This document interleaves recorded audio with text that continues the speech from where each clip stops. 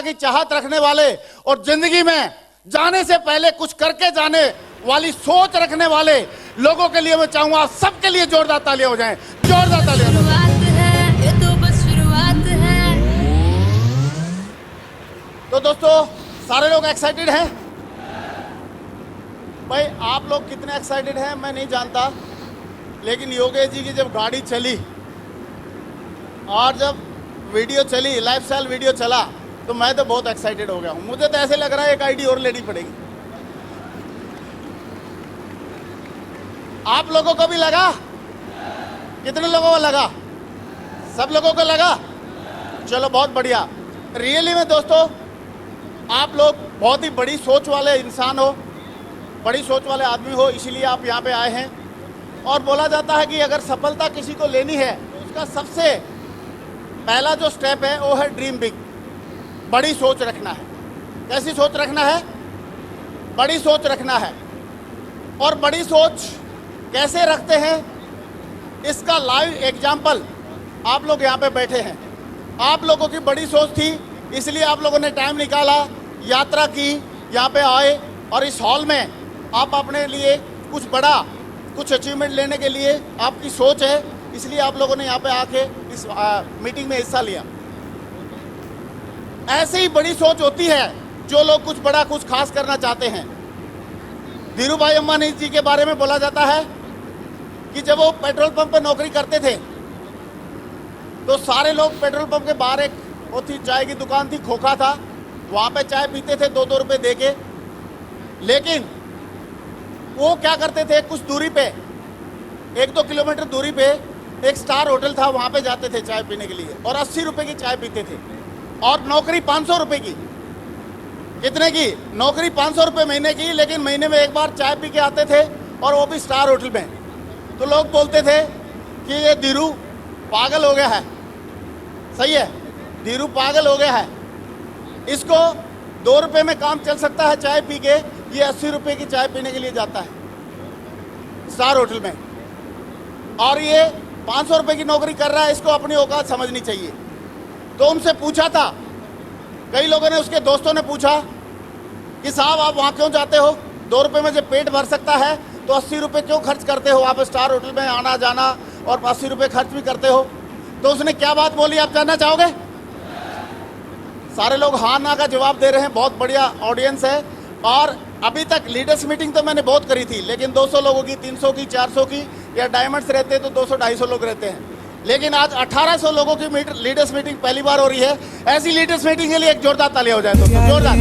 फिर भी सपने कर दिखाऊं, सच थैंक यू, तो कहना। Thank you. तो धीरू भाई अंबानी जी ने बोला कि साहब आप यहाँ पे चाय पीते हो, उससे पेट भरता है, लेकिन जब मैं वहाँ पे चाय पीता हूँ और मैं वहाँ देखता हूँ जो लोग बैठे हैं, बोला मैं ये जानना चाहता था या जानना चाहता हूँ कि जो अमीर लोग हैं वो ऐसा क्या करते हैं, ऐसी क्या बात है उनमें जो अमीर हो जाते हैं, और आम आदमी, जो कॉमन आदमी है, साधारण आदमी है, वो साधारण क्यों रह जाता है। और बोला वहाँ पे जाने से, उनके विचार सुनने से, उनके साथ बैठने से, उनके पास चाय पीने से मुझे एक बात का पता चल गया है, एक बात का पता चल गया है कि एक आम आदमी में, एक कॉमन आदमी में और अमीर आदमी में सिर्फ एक ही चीज का फर्क होता है, और वो फर्क होता है सोच का। और मैं जब वहाँ चाय पीने जाता हूँ तो यहाँ पे सिर्फ चाय से पेट भरता है, और वहाँ की चाय जब मैं पीता हूँ तो पेट भी भरता है, मेरी सोच भी बढ़ती है, अमीर वाली सोच बनती है।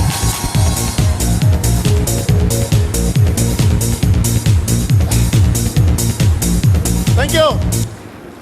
और दोस्तों, जो कॉमन लोग होते हैं हमारे आसपास में, वो लोग बोलते हैं कि बेटा कितना भी पसीना बहा, कितना भी मेहनत कर, पैसे पेड़ पे नहीं उगते। कहाँ नहीं उगते? पैसे पेड़ पे नहीं उगते। लेकिन धीरू भाई अंबानी जी ने बोला पैसे पेड़ से ही उगते हैं, लेकिन वो पेड़ जमीन में नहीं बोया जाता, वो पेड़ बोया जाता दिमाग में, और दिमाग में एक बार कोई पेड़ बोले तो पक्का उगते हैं, उसी से उगते हैं।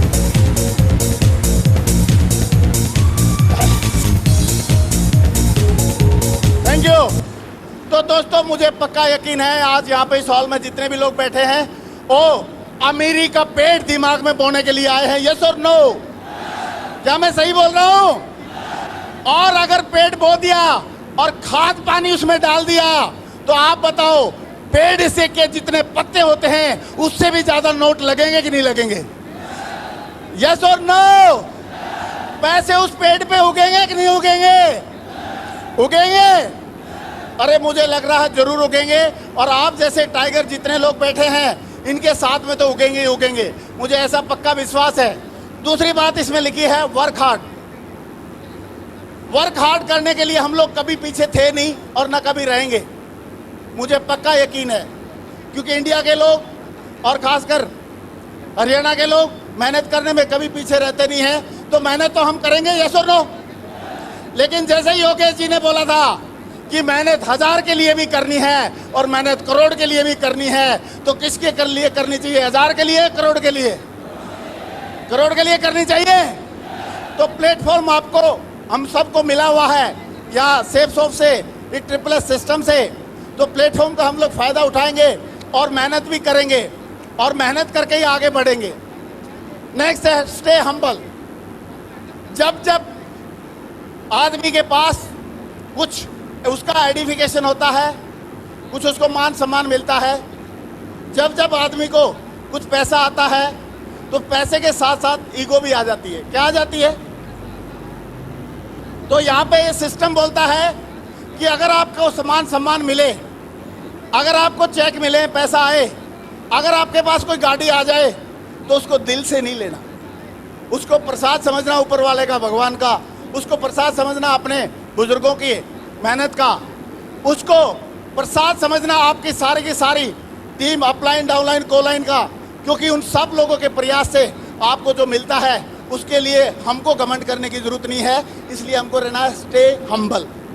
कैसा रहना है? स्टे हम्बल, विनम्र रहना है। तो ये 3 बातों के साथ अपनी शुरुआत होती है कि सोच बड़ी रखेंगे, काम दबा के करेंगे और हम्बल रहेंगे, हम विनम्र रहेंगे। क्योंकि लोगों को, किसी को 50,000 रुपये जो कमाता है उसके नखरे देखो भाई साहब मार्केट में, और लाख कमाता है तो 4 फीट दूर से भगा देता है, बोला तू कैसे मेरे पास खड़ा हो सकता है। और यहाँ पे आपको जो करोड़ रुपए साल के कमा रहे हैं ठग से गले लगाते हैं, लगाते हैं कि नहीं लगाते? तो ये सिस्टम की ताकत है। दूसरी बात, हम सबको मालूम है कि कहीं पे भी अगर आदमी को जीतना है तो दूसरे को हराना पड़ेगा। अगर किसी राजनीतिक पार्टी को जीतना है तो दूसरी को हारना पड़ेगा कि नहीं? किसी को पहलवान को जीतना है कुश्ती में तो दूसरे को हारना पड़ेगा कि नहीं? किसी की टीम को क्रिकेट में जीतना है तो दूसरी को हारना पड़ेगा कि नहीं? लेकिन इकलौता, पूरी दुनिया का इकलौता ये सिस्टम है जो सामने वाले को भी जिताता है और खुद भी जीतता है। ये अकेला सिस्टम यहाँ पे है और कहीं पे नहीं।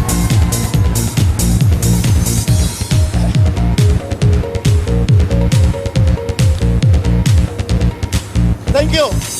तो ऐसे सिस्टम के साथ दिल से काम करना चाहिए, यस और नो? अच्छा, एक बात और मैं पूछने भूल गया, कितने ऐसे लोग हैं जिनसे मैं पहली बार मिल रहा हूं? थोड़ा हाथ खड़ा करेंगे प्लीज। अरे बहुत सारे लोग हैं। चलो इन सब के लिए एक जोरदार तालियां हो जाए दोस्तों, जोरदार। Thank you.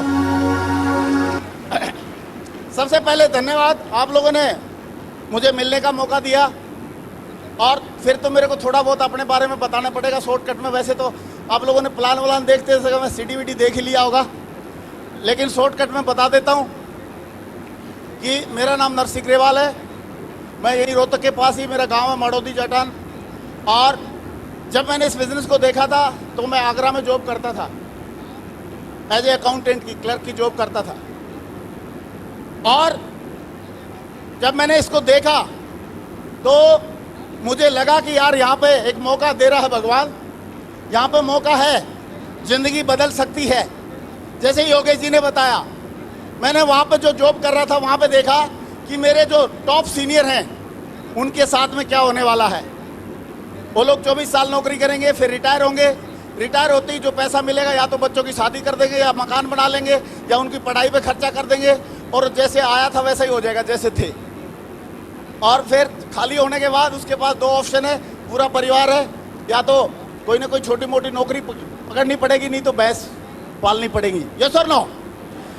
तो वहाँ पे मुझे ये फ्यूचर दिखाई दे रहा था, लेकिन इस सिस्टम में मैंने देखा जो हमारे ग्रेट अपलाइन है वो करोड़ों रुपए सालाना कमा रहे हैं, विदेश यात्रा कर रहे हैं, कार में घूम रहे हैं, सही है, और अच्छी एजुकेशन बच्चों को करा रहे हैं और लाखों रुपए महीना कमा रहे हैं। मैंने बोला यार ये रास्ता सही है। जैसे योगेश जी ने बताया, मैंने भी ये चूज किया, ये वाला रास्ता, और इस रास्ते पे चलना शुरू किया। लेकिन रास्ते पे चलना शुरू करेंगे तो आपको क्या लगता है कि जैसे ही मैं डिसीजन ले लूंगा कि मैं इसको दिल से बिजनेस को करूंगा, दिमाग से नहीं दिल से करूंगा, तो मेरा डिसीजन लेने से क्या सारे लोग डिसीजन ले लेंगे? जिसको भी प्लान दिखाऊंगा सारे लोग ज्वाइनिंग करेंगे? सारे प्रोडक्ट ले लेंगे? नहीं लेंगे। तो मैंने एक्साइटमेंट के साथ डिसीजन लेके 5 लोगों को प्लान दिखाया। कितने को दिखाया साहब? ऊपर वाले टाइगर भगवान लोग कितने को? 5 को दिखाया। और 5 ने क्या बोला आप जानना चाहोगे? जानना चाहेंगे? उन्होंने यस नहीं बोला, उन्होंने बोला नो। क्या बोला? और जैसे ही 5 ने नो बोला, अपनी तो हवा निकल गई। और मैं ये सोचने लगा यार ऐसा कैसा बिजनेस है, मुझे तो समझ में आ गया, इनको क्यों नहीं आ रहा। और मेरा अंगूर से किशमिश बन गया पिचक के कलेजा जादव, सही है। और मुझे लगा कि ये तो यार मैंने ऐसे ही लग रहा है, मैं तो डायमंड इसमें बन नहीं पाऊंगा, इसमें कुछ हो नहीं पाएगा मेरी ज़िंदगी में। और मैंने डिसीजन लिया कि अभी क्या किया जाए, मैं कर नहीं पाऊंगा। तो लेकिन मेरी एक खास आदत थी कि किसी काम को मैं ऐसे अधूरा छोड़ता नहीं हूँ। मैंने सोचा यार जिसने ज्वाइन कराया, जिसने बताया इस बिज़नेस के बारे में, कम से कम उसकी बात तो कर लूँ, एक बार उससे सलाह तो ले लूँ। तो मैंने अपलाइन के पास फ़ोन लगाया और मैंने बोला कि सर 5 लोगों को प्लान दिखाया था, 5 ने मना कर दिया। तो उन्होंने बोला ग्रेवाल जी मैंने पहले ही बोला था आप 50 की लिस्ट बना लो, और आपने लिस्ट बनाई नहीं। उस टाइम पे उन्होंने जब लिस्ट के लिए बोला था तो मैंने बोला सर 300 लोगों के नाम मेरे दिमाग में हैं, आप चिंता मत करो। तो बोला आपने बोला था दिमाग में 300 लोगों के नाम हैं, वो कहाँ गए अभी? मैंने बोला सर हार्ड डिस्क करप्ट होगी। क्या होगी? क्योंकि कॉपी पे तो थे नहीं। तो उन्होंने बोला कोई बात नहीं, करप्ट होगी तो कोई बात नहीं। अभी कितने लोगों ने मना किया? मैंने बोला सर 5। तो बोला 5 लोगों ने मना किया है। इस इंडिया की कितनी पॉपुलेशन है? मैंने 2003 की बात है, उस टाइम पे 120 करोड़ का डाटा सुनते थे। मैंने बोला सर 120 करोड़ पॉपुलेशन है। तो उन्होंने बोला 120 करोड़ में से 5 घटा दो, कितने बच गए? मैंने बोला सर अभी भी 120 करोड़। बोला कैसी बात कर रहे हो यार, 120 करोड़ कैसे बच जाएंगे उसमें से 5 घटाने के बाद? आप लोग क्या बोलते हैं, बचेंगे क्या? मैंने बोला सर इतनी देर में तो नए 5 पैदा हो गए होंगे, हाँ कि ना? फिर बोला यार जिस फैक्ट्री का कच्चा माल इतनी स्पीड से तैयार होता हो तो उस फैक्ट्री के मालिक को चिंता करने की जरूरत है? चिंता करने की जरूरत है?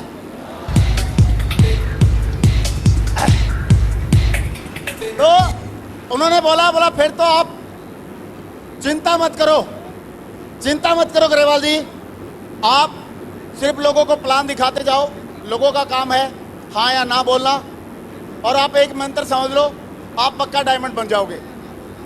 अपन मंत्र व तंत्र में विश्वास करते ही थे और सारे लोग करते ही हैं, इसलिए तो लोग लॉटरी खींचते हैं और हमेशा मंत्र तंत्र या पंडित जी से पूछापाछी करते रहते हैं। तो हमने बोला मैं सर मंत्र बताओ, मंत्र को मैं फॉलो करूंगा। तो उन्होंने मंत्र क्या बताया, जानना चाहोगे सारे लोग? उन्होंने मंत्र बताया कि ग्रेवाल जी आपने उनको इंफॉर्मेशन देना है, लेकिन वो लोग करेंगे या नहीं करेंगे ये उनका आउटलुक है, ये उनका फैसला है। आप तो एक मंत्र को फॉलो कर लेना। मैंने बोला जल्दी बताओ सर, आपने 4 बार तो नाम ले लिया, बताया अभी तक है नहीं। तो क्या बताया, आप भी जानना चाहते हैं? जानना चाहते हैं? उन्होंने बोला कि ग्रेवाल जी आप लोगों को सिर्फ प्लान बताते रहो, उनको अच्छे से फॉलोअप करके समझाते रहो, उसके बाद आए या नहीं आए, आपने एक ही मंत्र को फॉलो करना, और वो मंत्र ये है कि आए तो बेस्ट, नहीं तो नेक्स्ट, आए तो बेस्ट, नहीं तो नेक्स्ट, आए तो बेस्ट, नहीं तो नेक्स्ट। आप बताते जाओ, पक्का डायमंड बनोगे।